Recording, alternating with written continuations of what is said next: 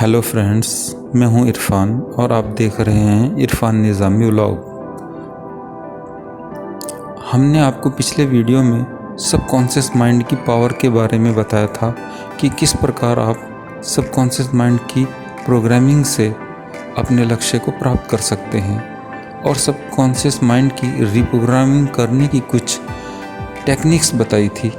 उन्हीं टेक्निक में से एक बहुत ही शक्तिशाली टेक्निक विजुअलाइजेशन के बारे में आज हम आपसे बात करेंगे कि कैसे विजुअलाइजेशन के द्वारा आप अपने सपनों को साकार कर सकते हैं। तो आइए हम पहले ये जानते हैं कि विजुअलाइजेशन होता क्या है। जब हम कुछ सोचते हैं तो उसका पूरा चित्र हमारे दिमाग में बन जाता है। जैसे कि अभी हमने सोचा कि कल हमने एक बर्थडे पार्टी अटेंड की थी, तुरंत हमारे दिमाग में उस पार्टी की सारी छवियाँ आ जाती हैं। जब हम वह सब कुछ हमें दिखने लगता है जो हमने किया था, वह सब एक के बाद एक हमारे दिमाग में पिक्चर के रूप में प्रकाशित होता है। इसे कहते हैं विजुअलाइजेशन या कल्पना करना। हमारा दिमाग सिर्फ चित्र को समझता है, शब्दों को नहीं। हम जो कुछ भी सुनते हैं उन सारे शब्दों की तस्वीर हमारे दिमाग में बनती है। जैसे कि माना एक व्यक्ति बेड पर लेटकर टीवी देख रहा है, तब आपके दिमाग में ये सारी तस्वीरें बन गई होंगी, क्योंकि हमारे दिमाग के पास इन सारे शब्दों की तस्वीरें हैं। जो लोग पढ़ाई में अच्छा इसलिए नहीं कर पाते क्योंकि पढ़ाई के दौरान जो शब्द हम सुनते हैं उनमें से 50% शब्दों की तस्वीरें हमारे दिमाग के पास नहीं होती। और हमारे स्कूल में भी प्रैक्टिकल को ज़्यादा महत्व नहीं दिया जाता। थिंकिंग दो प्रकार की होती है, पॉजिटिव थिंकिंग और निगेटिव थिंकिंग। अब मैं कहता हूँ कि आने वाले एग्ज़ाम में मेरे रैंक बहुत ख़राब होंगे और आप कहते हैं कि आने वाले एग्ज़ाम में मेरे रैंक बहुत अच्छे होंगे। इसमें आपकी थिंकिंग पॉजिटिव है और मेरी निगेटिव। फाइनल रिजल्ट जब आएगा तब सच में आपके रैंक अच्छे होंगे और मैं फेल हो जाऊंगा। अब सवाल यह है कि आपके अच्छे मार्क्स क्यों आए और मेरे मार्क्स क्यों नहीं अच्छे आए। सोचा है कभी आपने? विजुअलाइजेशन के साथ पॉजिटिव और निगेटिव थिंकिंग का बहुत बड़ा संबंध है। हमारी यह सोच हमें आगे बढ़ने से रोकती है। हम कोई काम के लिए हम जब निगेटिव सोच रखते हैं तब हमारे दिमाग में जो पिक्चर बनती है वो निगेटिव ही बनती है, जिस वजह से हम कभी उस काम को सफल नहीं बना सकते। आप परीक्षा में अच्छे रैंक के साथ पास हुए सिर्फ इसलिए नहीं कि आपके पास नॉलेज थी, इसलिए कि आपके पास पॉजिटिव थिंकिंग थी जो आपके दिमाग में ऐसी पिक्चर बना रही थी जो उसे पढ़ने के लिए प्रोत्साहित करती थी। रास्ते पर चलती हुई गाड़ियाँ, हवा में उड़ता हुआ प्लेन, मोबाइल या कंप्यूटर, सब कुछ ऐसे ही बना टेक्नोलॉजी से। यह सब आपके दिमाग ने विजुअलाइजेशन किया। न केवल विजुअलाइज किया बल्कि आपकी पॉजिटिव थिंकिंग के साथ प्रयास भी किया, तब जाकर आपके पास यह टेक्नोलॉजी है। हमारा दिमाग वह सब कर सकता है जो आप सोच भी नहीं सकते।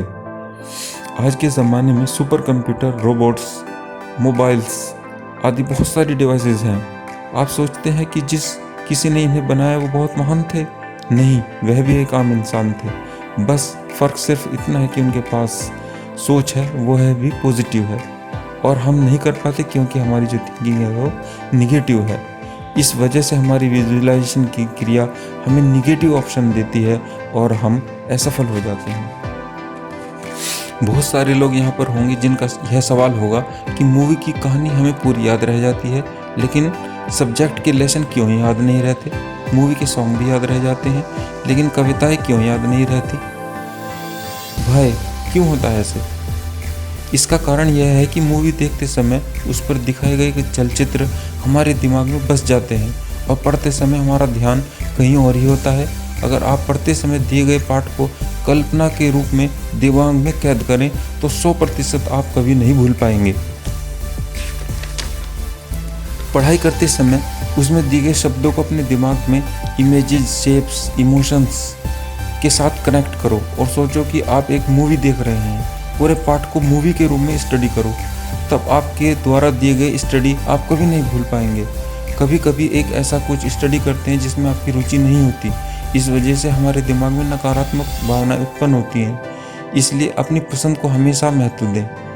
यदि आप अपनी छवि को आधे मिनट तक पकड़ कर रख सकते हो तो आपकी विजुअलाइजेशन क्षमता बहुत अच्छी है। विजुअलाइजेशन या क्रिएटिव विजुअलाइजेशन अक्सर अपने सबकॉन्शियस माइंड को प्रभावित करने के लिए किया जाता है। यदि ठीक प्रकार से विजुअलाइजेशन किया जाए तो यह आपके सबकॉन्शियस माइंड को बाध्य करता है कि वह अपनी पसंद व इच्छा को पहचानकर इस दिशा में आगे बढ़े और लक्ष्य को प्राप्त करे। तो चलिए जान लें कि सफलता पाने के लिए विजुअलाइजेशन तकनीक कौन कौन सी हैं।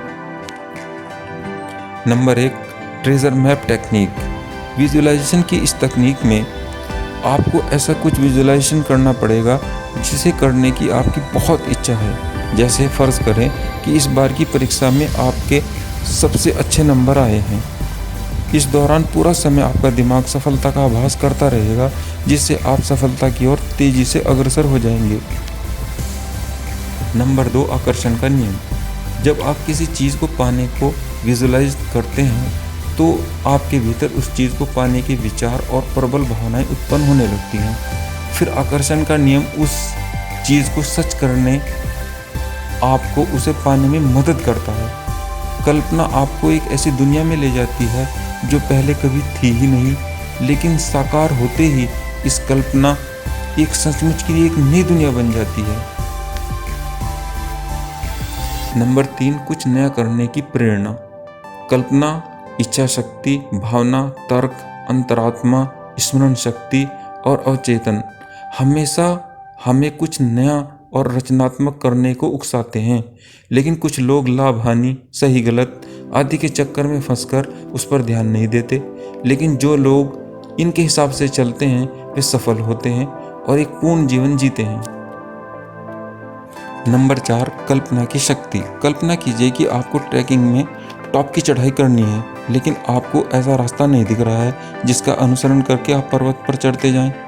ऐसे स्थिति में आप बस अपने सिर को चोटी की ओर उठाएं और तब तक चलते जाएं जब तक कि आप चोटी के शिखर को न छू लें। नंबर 5, सफलता का ब्लूप्रिंट। आकर्षण का नियम भी उन ताकतवर तरंगों को ग्रहण करता है जिनकी आप कल्पना करते हैं और फिर उस कल्पना को पूरा कर आपके पास भेज देता है। यही नहीं, आप सफलता कैसे पा सकते हैं इसका ब्लूप्रिंट भी आपके मस्तिष्क की एक कोशिका में छिपा होता है। लेकिन इसे निकालने के लिए आपको कल्पना रूपी प्रिंटर का उपयोग करने की ज़रूरत होती है।